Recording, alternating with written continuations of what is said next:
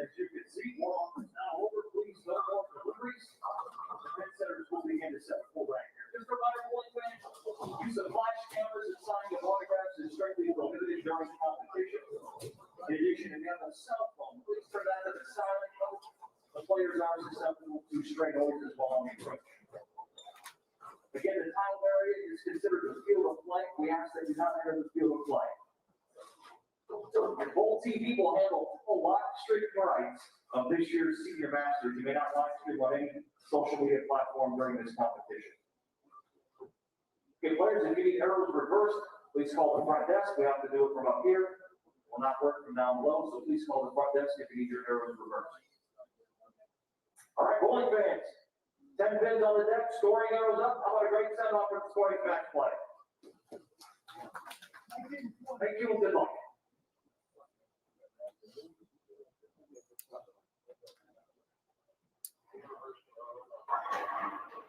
Good morning, ladies and gentlemen. Welcome back to Bowl TV. My name is Matt Canizaro, and we are here live at Samstown Bowling Center for the start of match play at the 2021 USBC Senior Masters. Cannot wait to see things unfold here at Samstown as the best of the best. 64 players have advanced on the field of 223. That includes the defending champion and Leto Monticelli. Right now we have the left side of the bracket on the lanes, right side coming up later this morning. It'll be best of 3 total pinfall matches for every match along the way up until our step ladder. So we'll have a lot of competition and excitement over the next 2 days here in Las Vegas. We'll be joined by special guests along the way too. We've got Jason Thomas, Curtis Von Kruger here, and JT will be joining us in the studio as we roll through our matches. We've got most of them covered here on Bowl TV. We'll talk about that and the details and how we got here. JT, welcome in, and let's get this thing going. Hey, good morning, Matt. How you doing, sir? It is match play day, the second part 2 of the Senior Masters is underway. The second part of the tournament, the real tournament, the double elimination match play bracket. I'm excited to get it started. Well, we waited all week for this. 3 days of qualifying, 15 games. We saw the fresh, the burn, the double burn. Some players excelled on one variation or another, and some, namely Tom Hess, who we'll see here on our first match on our feature pair. He excelled on all of them. He dominated the field in qualifying, but as a past Masters champion, he knows that this really is multiple events in one. He'll say it's 2 events. You've got qualifying and then the match play. Tim Mack said really every match is its own event because it's you and your opponent on that pair of lanes. There's strategy. There's all kinds of things happening. Pretty amazing thought process. And now shifting gears from that qualifying mentality to what it takes to win a match. Of course, there's going to be gamesmanship and there's strategy involved and how you break down the lane. On our 2 feature pairs right in front of us, lanes 19 and 20, 21 and 22, we've got something a little bit unique, right? We've got a lefty and a righty in each match. So that changes the strategy as well, as if there's 2 of one or the other. So JT will bring in a lot of his knowledge and experience, so not only of the event, but as a competitor and a right-hander, as we try to figure out what's happening and perhaps what these gentlemen are thinking as these matches go. Yeah, I've got 2 featured matches here in front of us this morning. We've got, as Matt mentioned, we've got most of the matches here available for you to watch on Bowl TV. We've got 11 of the 16 matches being broadcast on the various channels. There is a bracket that you can check out on bowl.com, which will show you where all the players are bowling. But these 2 matches we've got in front of us, we've got Jay Hess versus Tom Hess. No relation. Jay, we watched him come down the stretch yesterday and have a clutch finish in the 9th and 10th frame to punch his spot, getting the last spot in the bracket. And Tom Hess just basically dominated this tournament from start to finish. They hand out awards for the high qualifier each day. Tom took home two of the 3. The only player to shoot 200 over for a block, and he did it twice. So he has been incredibly dominant. So this is going to be a really tall order for Jay Hess here out of the gates. But Tom off to a slow start, a couple of open frames, and Jay with an open frame of his own. And in our other match, kind of an interesting matchup here. We've got the legend Parker Bohn III taking on Eric Adolphson.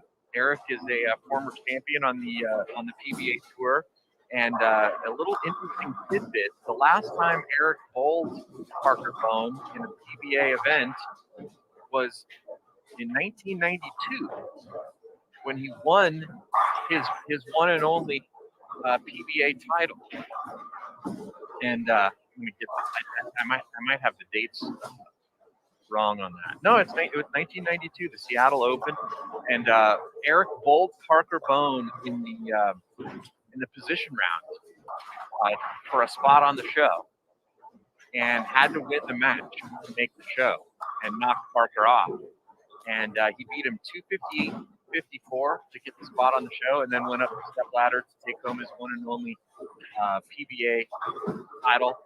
And Eric suffered some injuries and was out of the sport for a little while, and came back and started bowling a local league with his wife, and rehabbed his shoulder, threw a 10-pound ball in league for a year and averaged 195 with a 10-pound ball. That might be a record, by the way. But he is back here now bowling competitively and getting a little bit of a rematch with Parker Bohn III. But it's nice to be here this week and see all of these legends. Again, we've said it's like watching ESPN Classic live, and comments on social media kind of reiterated that. Just so much fun. And then seeing some of the gentlemen who now are 50 and joining us here for the first time. Tom Hess, one of them. Jason Couch. And Little Monticelli, of course, is our defending champion, but we had a similar feeling when it was time for him to come out and join us. Chris Barnes is here in match play as well. Dino Castillo. So some very familiar names from maybe the younger generation as well now, as these guys have matured and joined us at this 50-plus event. So Parker Bohn off to a quick start. He's got the front four, but Eric hanging with him. And a three-bagger for Eric. Trying to get a four-bagger of his own. And good shot. So Eric maybe having some good memories of that match from 1992, 28 plus years ago. Tom Hess gets his first mark. I'm pretty sure there was only one game in the whole tournament where he started this slowly, and he ended up bailing out 2-0. He bowled all 15 games in qualifying over 200. And Parker with a lower 710 after starting with the front five. So going to put him a little bit behind in this match early, but still a long way to go. As Matt mentioned, 3-game total pinfall will decide the winners in these matches, and it's always amazing to me how many of these matches come down to the final frame. And Tom Hess gets on the board with his first strike of the match.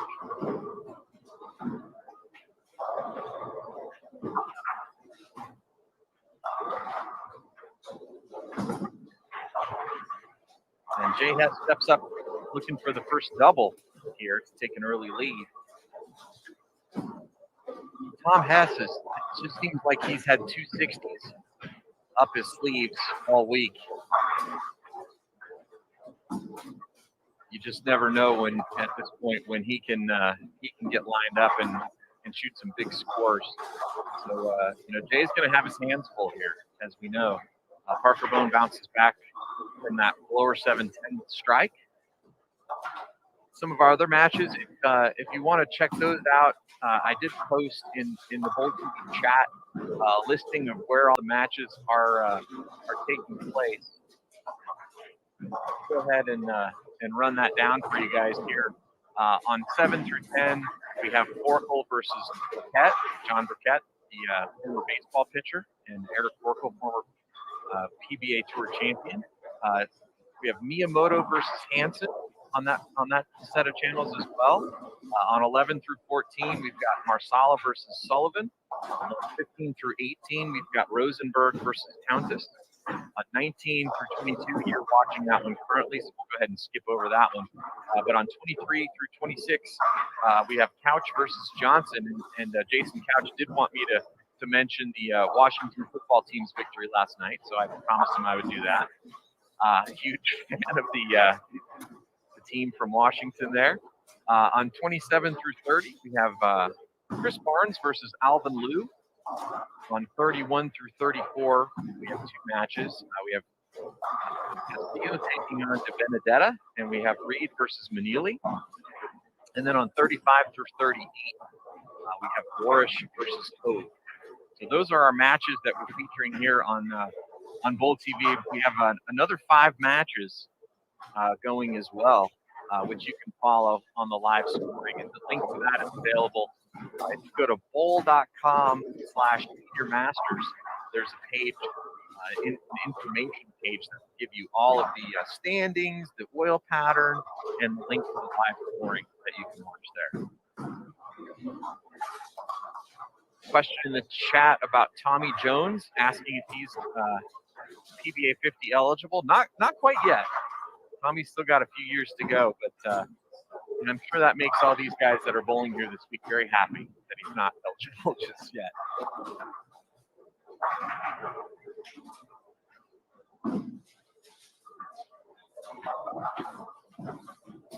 So the format for the brackets, that's a question that's just come up in the Bowl TV chat.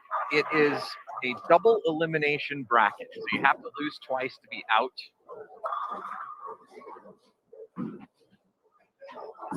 We have half of the field bowling here this morning, and then the other half will bowl matches at 11:30 a.m.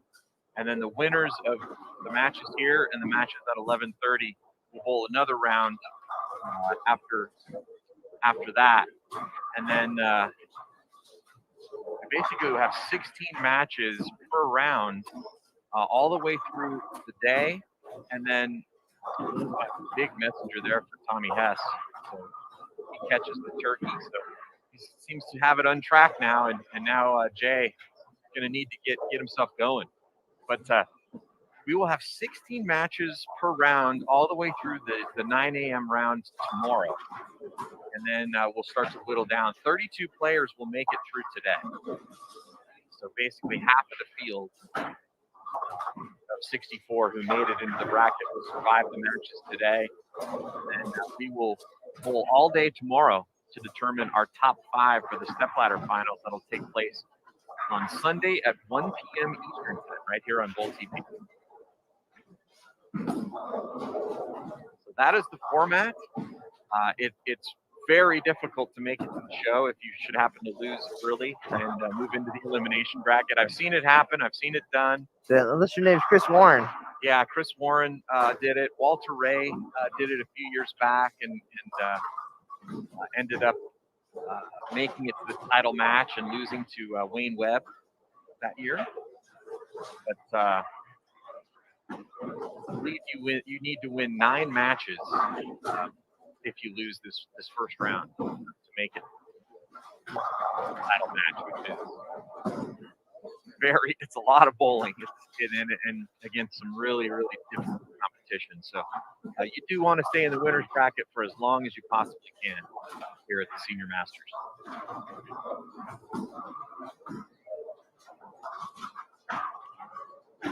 After this opening game here, we're going to be signing off the Facebook Live and Bowl TV YouTube channel. So if you want to continue watching, you're going to want to get your subscription over on bowltv.com. We have an event pass for sale for the Senior Masters. Although at this point, your best deal is probably going to be your monthly recurring subscription, $9.95 plus transaction fees for that. And that will get you access to the whole Bowl TV archive, plus all the events for the next month. And then if you want to go ahead and renew after the month is over, you will get the Fall Classic, the exciting conclusion of the PWBA Tour. That will include 4 different events, including a regional and the season-ending PWBA Tour Championship, making its return to the PWBA Tour, and that's going to decide the Player of the Year and Rookie of the Year race, which is really exciting, especially that Player of the Year race where there's still 9 or 10 different players who could take it home. So you're definitely going to want to get your subscription to check that out. We also have the best value is an annual pass, annual ticket, $79.95 for that. It works out to about 8 cents per broadcast with all the coverage that we do throughout the year here on Bowl TV. So be sure to check that out. Again, after game 1 here, we're going to be signing off of Facebook Live, TV YouTube channel. Parker Bohn with the strike in the 9th. He's got a possible 244 here in game 1, but pretty tight match through one game. Adolphson hanging right with him.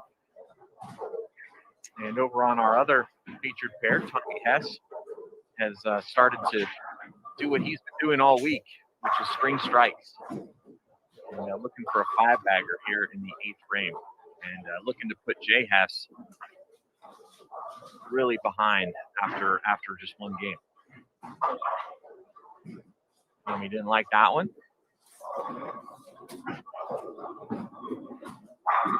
But probably will escape with the spare. A very makeable 3-6. Parker with a pretty shot there, first shot in the 10. That puts him in the 230s at least. And Adolphson, max score for him, 234.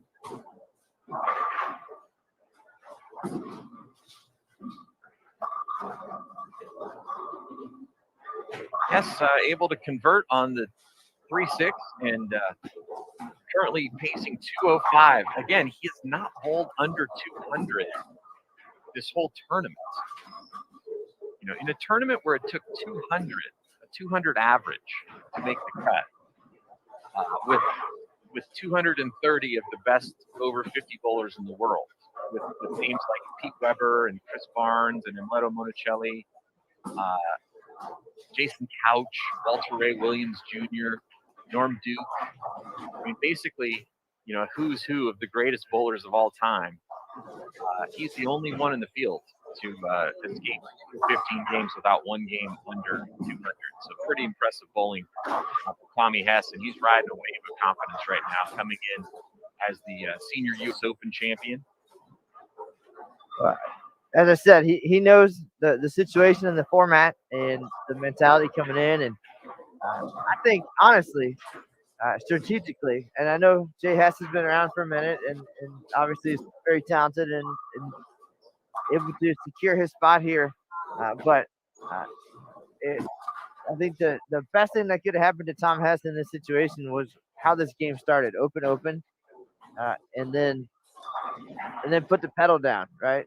So a little bit of unintentional strategy maybe, because if I know that I'm out to an advantage, you know, that affects me, and maybe that was something that allowed Jay Hess to start thinking immediately, and we see what happened the first 2 frames on both sides, really.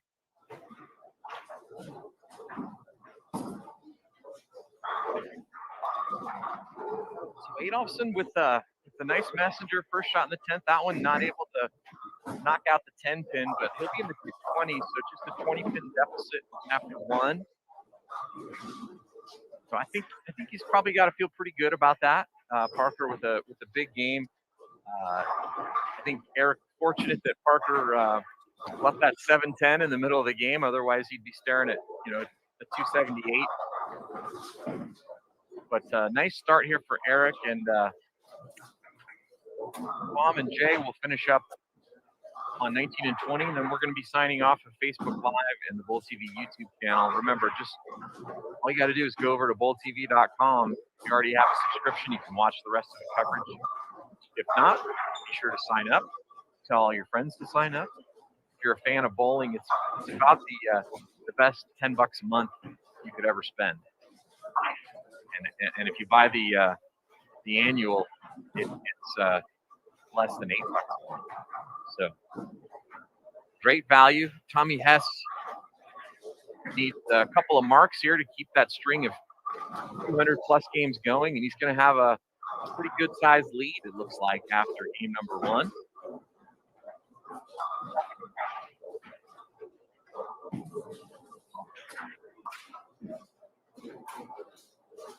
No trouble on the 7-pin. So again, a mark here, and Tom will record a score of 200 or better for the 16th consecutive time this week. 3 strikes in the 10th would get him to 214, and then he would have a minimum of a 50-pin lead, assuming Jay can punch out in the 10th. So off to a great start for Tom Hess. Tom Hess's momentum, his demeanor, it's unreal. I mean, he always had the confidence about him, but this is the 3rd consecutive event on the PBA 50 Tour. He was the top qualifier. And again, you mentioned it. These are the best bowlers in the world and some of the best the sport's ever seen. And he's the top qualifier 3 events in a row. There was one that got away, and he was very upfront about learning from that experience. And not that he bowled scared, but he bowled safe. He bowled to not let the show get away rather than staying aggressive. And so he learned from that, able to pick up the win and check a huge thing off his list at the Senior U.S. Open. So he's got 2 national titles. Both of them are majors. And then leading qualifying again here. And just understanding and staying calm with the format. It's just unbelievable. And you can see it on each shot. Not rattled. Yep. And no doubt, thinking back to that first block, that last game where 15 years ago, who knows what happened in that moment and how he handled it. Now, similar situation to start here. And now he's on his way to the 2 teens and a huge lead here in game 1 after a pair opens to start. Yeah, no, for sure. He's certainly Chad Murphy, USBC executive director, came in for a little bit last night, and those of you who know Chad know what a huge fan of bowling he is. But I think he might have said it best. He said, this opportunity to bowl out here on the PBA 50 Tour is kind of like the fountain of youth here for Tom Hess. He was a good player on tour, journeyman. Obviously major champion, won the Masters, but maybe didn't realize his full potential out there on tour. And I think he's understood over all those years of competition, what separates the best from, the people that are just one level behind is the mental game, your mental approach. And he's certainly gotten to the point where I feel like he's learned those lessons. And he has quickly become one of, if not the man to beat out here in the over 50 tour.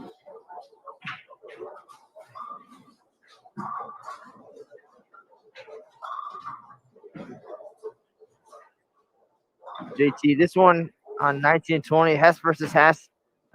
It's been a roller coaster of emotions from the very first frame. Now, well, one game about down here, and Tom Hess after a huge lead. And for Parker Bohn, he joked yesterday, but he dominated 2 years at this event through qualifying. Just absolutely crushed it. Set the record for 15 games, then broke it the next year. And then there was a huge target for him. Guys just came out, and it was their goal to shoot 750 against him. And at one point, he had a double in the 10th to beat a 759. Like, that's how big the numbers were. And like, he came out after doing that. His first opponent one of the years was Brian Voss. Brian Voss just snuck into the bracket and got the 64 spot, and then shoots 774 to Parker's 7-0, and then immediately go into the elimination bracket.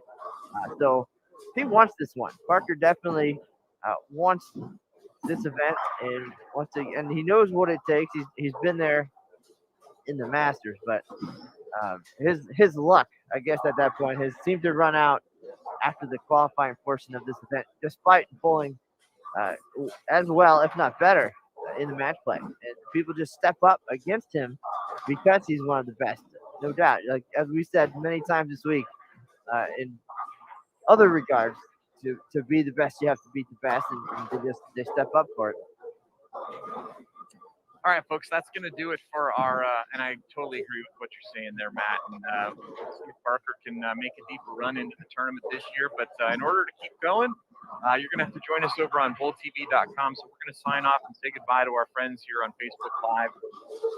One last question. Amleto he is the defending champion. He was in regardless, but he did qualify for this bracket. He's coming up bowling at 11:30 a.m. Pacific time.